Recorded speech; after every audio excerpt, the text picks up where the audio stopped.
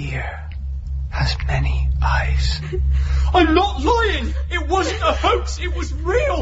We didn't plan this, it wasn't ours! Fear is that little dark room where negatives are developed. Why won't you believe me? We planned to pull off a hoax, but it backfired, okay? It backfired! Fear is excitement without breath.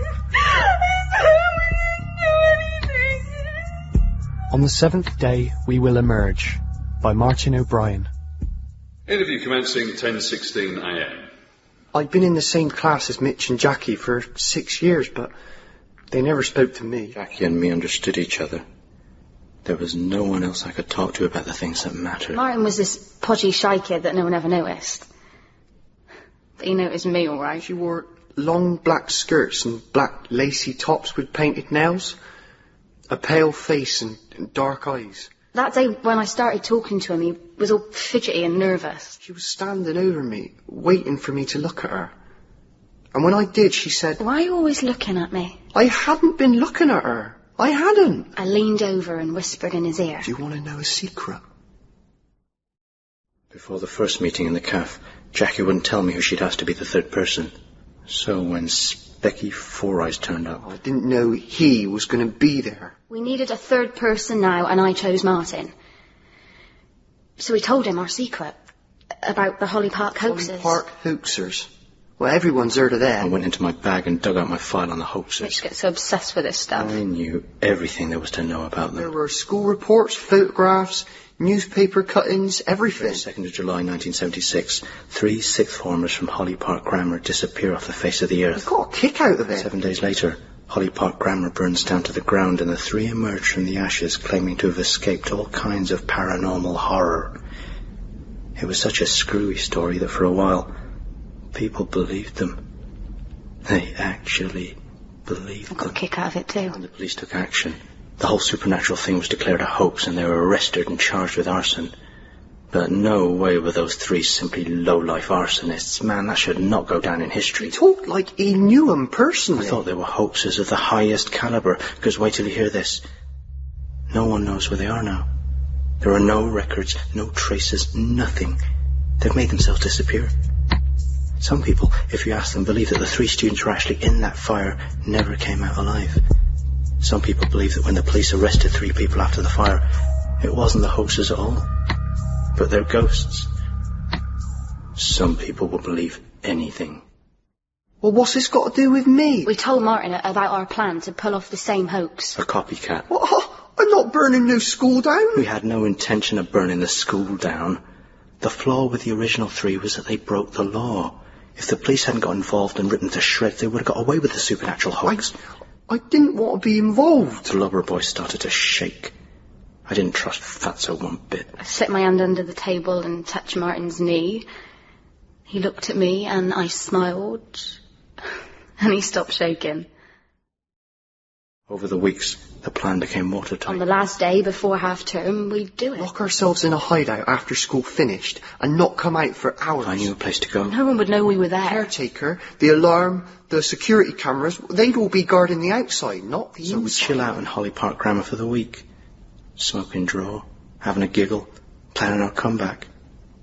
Then, on the seventh day, we would emerge. And claim that all kinds of weird crap happened to us. But this is not how things worked out. Fear is an intruder. Lock all doors. Close all windows. Do not allow fear inside. For if fear reaches the depths of my soul, I will not survive. Interview commencing 14:05. You're in trouble. You know that. Arson is extremely serious. It wasn't me. Take my advice and drop the act. Stuff happened. Weird stuff. Oh, you'll have to try harder than that. I don't think you realise what kind of bother you're in, do you? For the past week, your family have been under the worst kind of stress. They thought you were dead. Now, I know it was the 3 of you who burned that school down, and I want some answers now, because otherwise this is going to get very serious very quickly. It was Mitch. He knew about this hideout. Underground. In the school? It was the last day of half term. As everyone else was leaving, Mitch showed us the way.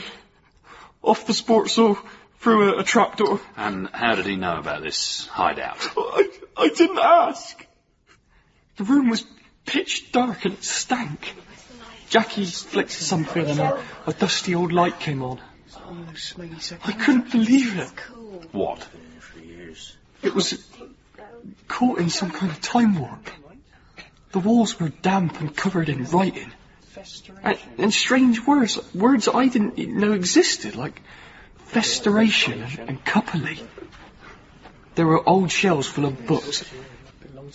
On the table there was a kettle and a radio, and across the floor lay 3 old single mattresses.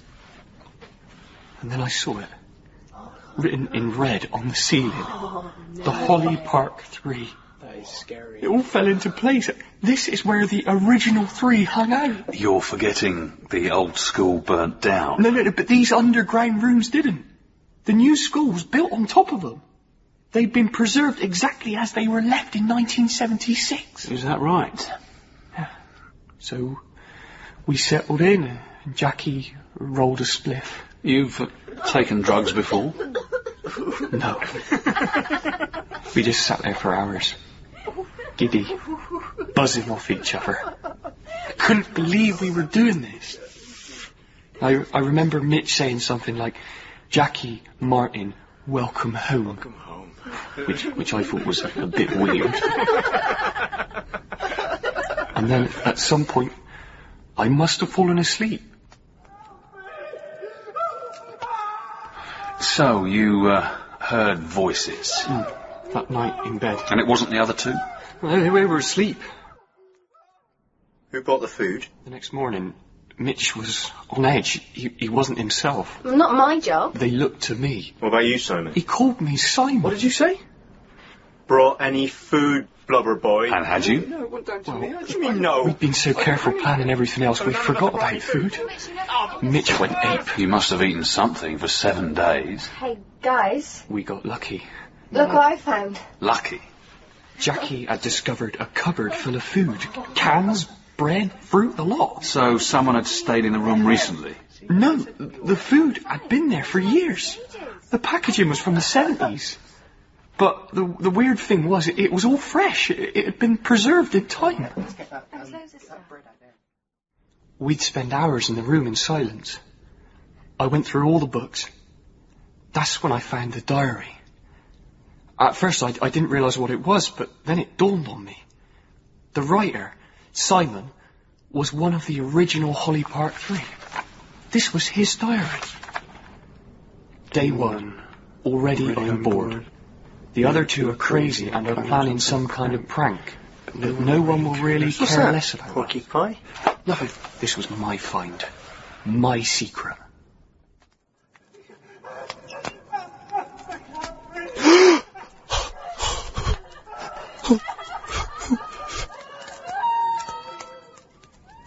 Synchranium. Parslover. What did they mean? I don't know. Mitch was scrawling these made-up words over the wall, adding to what was already on there. I sat quietly in the corner reading Simon's diary. Day 3. Looking in one of the cupboards, I found 2 cans of paraffin. They must belong to the caretaker. But when the other 2 discovered the cans, they came up with a dreadful plan. This is going beyond a prank, and I want nothing to do with it. Nothing. Hey, big boy. She touched my Hey. knee. What's going on with Mitch? What do you mean? I think he's losing it. I'm getting a little freaked by this place. You know, I've got the nasty feeling deep down here. Something's gonna happen, Martin. Something terrible. Mitch looked over and saw us whispering. So Jackie got up and sidled away. I carried on reading. I'm scared and I want to go home. I've got a nasty feeling in my gut. Something is going to happen. Something terrible. The same words Jackie used. Exactly the same. It was just like everything was repeating itself. What happened 30 years ago seemed to be happening to us all over again. The screaming continued. Yeah, it got worse, night after night. Why didn't you just leave? I wanted to. But then, Jackie was poking around in a cupboard. Mitch was out of the room. I don't She believe pulled it. out 2 cans of paraffin. My heart stopped. Suddenly, everything about Jackie changed. I didn't know what I was looking for. But now I found it. You're not planning to use that, are you? What do you think? Oh, I don't want to be a part of this. I don't want to be here. Oh, you have to stay. Oh, what are you going to do, Jackie? Please stay, babe. Stay for me. She came up to me and she kissed me on the lips. I want you to stay, Simon. She called you Simon. What's going on? Mitch burst through the door. What I thought he was going to hit out. Look here. Mitch saw the cans of paraffin and stopped dead in his tracks. Well, How long have we been here? 6 days. On the 7th day we will emerge. They each grabbed a can of paraffin and headed out You towards stay the door. here. What are you doing? Don't lock the doors. I'll be back. No! No! What did you do? You were colluding in arson. I was scared. I froze.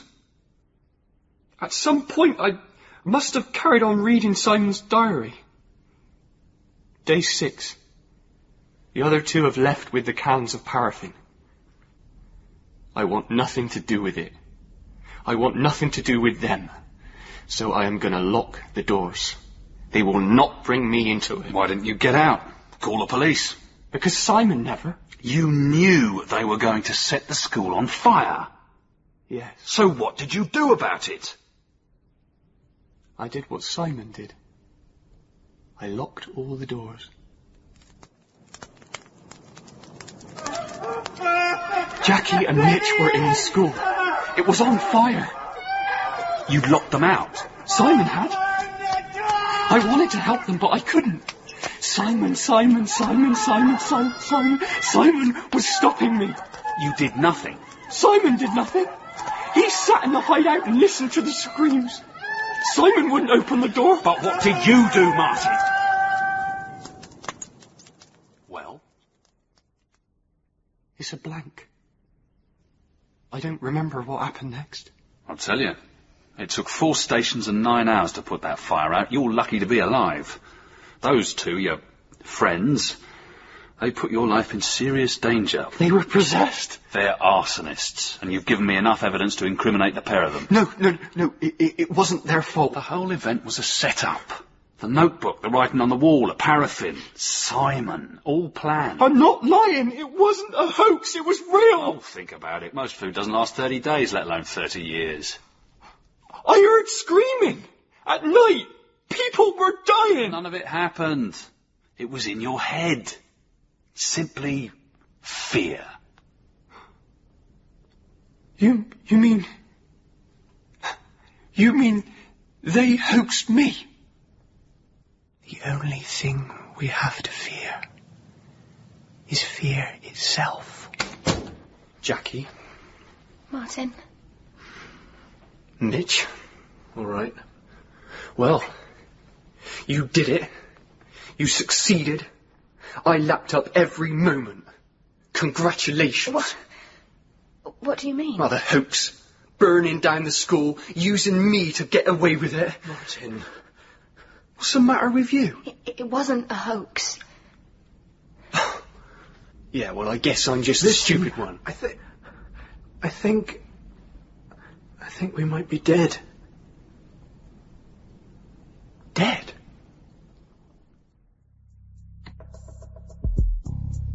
On the 7th Day We Will Emerge was written by Martin O'Brien.